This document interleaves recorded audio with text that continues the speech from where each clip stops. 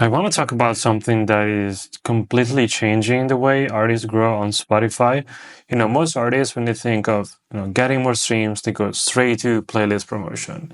They pay some curator to add their song, hoping to get streams, and sometimes it does. I'm not saying playlisting or playlisting companies are all bad, but here's the problem. What happens when your song gets removed? Your streams disappear, your monthly listeners drop, and you are right back where you started. You don't own the audience, you don't have any way to reach those listeners again, and you're stuck in this cycle of constantly paying just to stay relevant. And that's because playlist placements, in my humble opinion, are rented attention. You are paying for some temporary exposure, but there is no long-term impact. And, I think on top of that, a lot of these playlisting companies, as you probably know too, are sketchy as hell. Some use bots, others throw your song into a random mix of tracks where people just skip through instead of actually listening. So even if you're getting some numbers, those numbers are not really turning into real fans.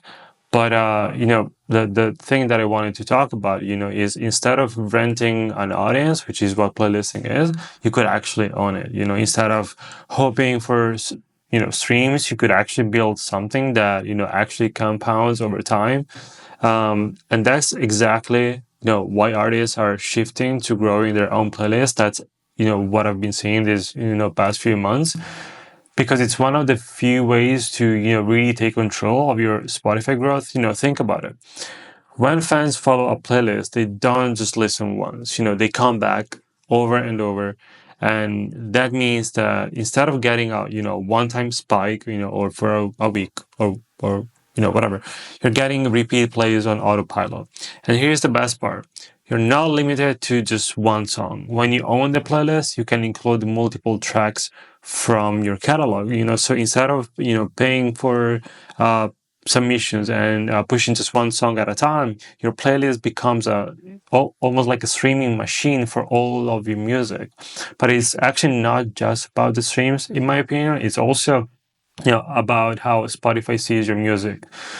First of all, your playlist helps increase your Spotify popularity score, which is the metric that Spotify uses to decide how popular your music is, which actually directly affects how often you get placed in algorithmic playlists like Spotify Radio or Discovery Weekly. And the more engagement your playlist gets, the higher your score, and the more Spotify starts recommending your music almost for free. Yeah, basically for free. And then when you control the playlist, you control the context. Spotify sees which artists you are placed next to, and that signals to the algorithm exactly who you sound similar to. So instead of just being another random track in a huge playlist, Spotify starts grouping you with similar artists and pushing your music to the right audience. And then, this is probably the most underrated part. You are building an asset that works for you every time that you drop new music. So instead of starting from scratch with each release, you already have a playlist with real fans who listen. When your new song drops, you add it to your playlist and you get instant streams from day one. And a lot of artists take this even further by signing up as playlist curators on platforms like Groover or some Meetup, and they use these their playlists to review other artists' songs, and they reinvest the money that they make back into marketing and essentially promote their own music for free while also growing. And that is also something good for the industry as a whole, because you have now artists that are creating these playlists for their own music and exchange that valuable and organic asset with other artists. And it's not anymore like a just a network of companies trying to profit from artists. It's now, independent artists, as a community almost, exchanging placements that, from playlists that they grew organically. They have invested actual money on ads to, grow these playlists. And I believe this benefits, everyone. So yeah, now instead of, just thinking about playlists as some external thing that you need to get on, you're actually building your own ecosystem. And honestly, the crazy part, it's actually cheaper to grow your own playlists than to pay for replacements. Maybe not, the first month or the first 2 months, but instead of dropping $100 for a single playlist ad, or I mean more, that lasts just a few weeks, you can put that same money into growing, your own playlist that keeps working for you forever.